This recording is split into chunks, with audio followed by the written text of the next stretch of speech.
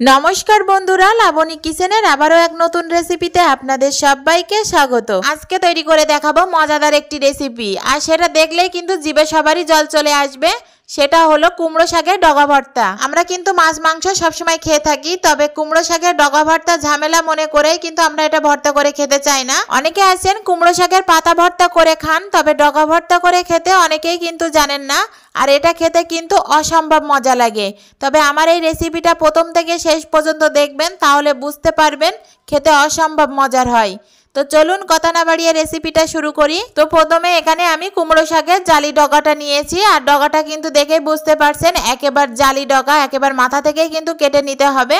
তারপরে এই ডগাগুলো ভালো করে ধুয়ে পরিষ্কার করে আমি নিয়েছি, এতে কিন্তু কোনো রকম ময়লা নেই। যেহেতু এটা আমি ভাতের ভিতরে দেব, সেজন্য অনেক সুন্দরভাবে কিন্তু পরিষ্কার করে নিতে হবে। তারপরে কুমড়ো শাকের এই ডগাগুলো হাত দিয়ে মুড়িয়ে নেব ভালোভাবে, যেন কোনো রকম ডাগা ডটা বাইরে বেরিয়ে না আসে।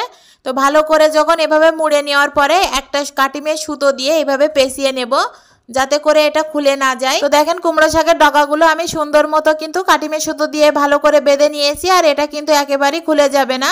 তারপরে আমি ভাতের ভিতরে আমি এই ডগাটা দিয়ে দিলাম, দিয়ে একটু চেপে দেব ভাতের ভিতরে, যাতে করে ভালো করে সেদ্ধ হয়। কুমড়ো শাকের ডগাটা দেওয়ার পরে ঢাকনা দিয়ে আমি ভালো করে চেপে দেব, যাতে করে ভিতরের হাফটা বাইরে বেরিয়ে না আসে। আমি কিন্তু ভাতের ভিতরে কুমড়ো শাকের ডগাটা দিয়ে দিলাম। আপনারা চাইলে খালিভাবে এটা জল দিয়ে সেদ্ধ করে নিতে পারেন, তবে আমার মনে হয় কুমড়ো শাকের ডগা ভর্তা ভাতের ভিতরে দিলে এর যে একটা স্মেল আসে ভর্তা করার পরে, এটা খেতে অনেক বেশি ভালো লাগে। তো এইবার আমি কুমড়ো শাকের ভর্তা মাখানোর জন্য এখানে একটা স্পেশাল মশলা তৈরি করে নেব, যেটা কুমড়ো শাকের ভর্তাতে খেতে অসম্ভব মজা লাগবে। তো মশলাটা করার জন্য প্যানের পরে কড়াই বসিয়ে দিলাম, দিয়ে এখানে সরিষার তেল দিয়ে দেব।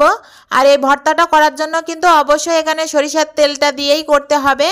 তো সরিষার তেলটা যখন ভালো মতো গরম হয়ে যাবে, এখানে আমি 4টে শুকনো ঝাল ভালো করে লাল লাল করে ভেজে নেব। তো শুকনো ঝালগুলো আমার লাল লাল করে ভাজা হয়ে গেছে, ঝালগুলো আমি তুলে নিলাম। আর এই তেলে আমি বড় সাইজের একটা মিহি করে পেঁয়াজ কুচিয়ে নিয়েছি, সেটা দিয়ে খানিকক্ষণ আমি ভেজে নেব।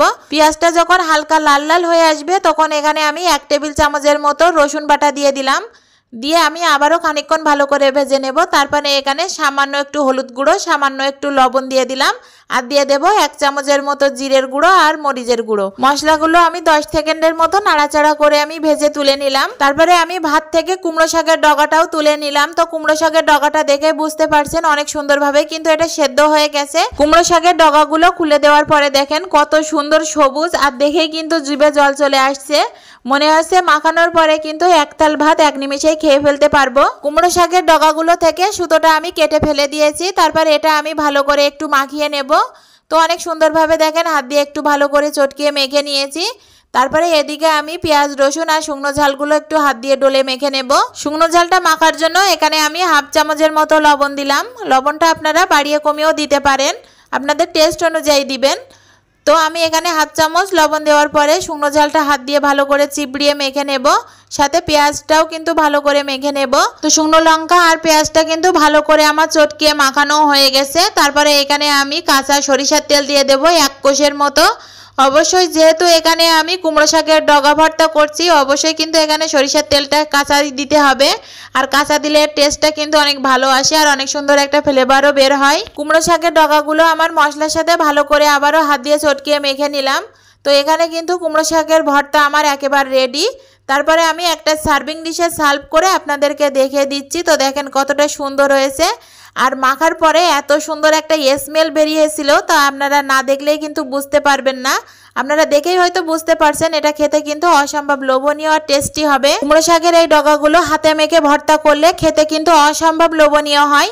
আমি বলছি বলে এটা না, আপনারা একদিন বাড়িতে এটা ট্রাই করে দেখতে পারেন, খেতে অনেক মজার। আমি তো মনে করি মাঝে মধ্যে মাছ মাংস ছাড়াও এইরকম একটা ভর্তা যদি বাড়িতে তৈরি হয়, তাহলে এক থাল ভাত এক নিমেষে খেয়ে ফেলতে পারবো। তো আমার এই ভিডিওটা যদি আপনাদের কাছে ভালো লেগে থাকে, অবশ্যই লাইক কমেন্ট শেয়ার করতে ভুলবেন না।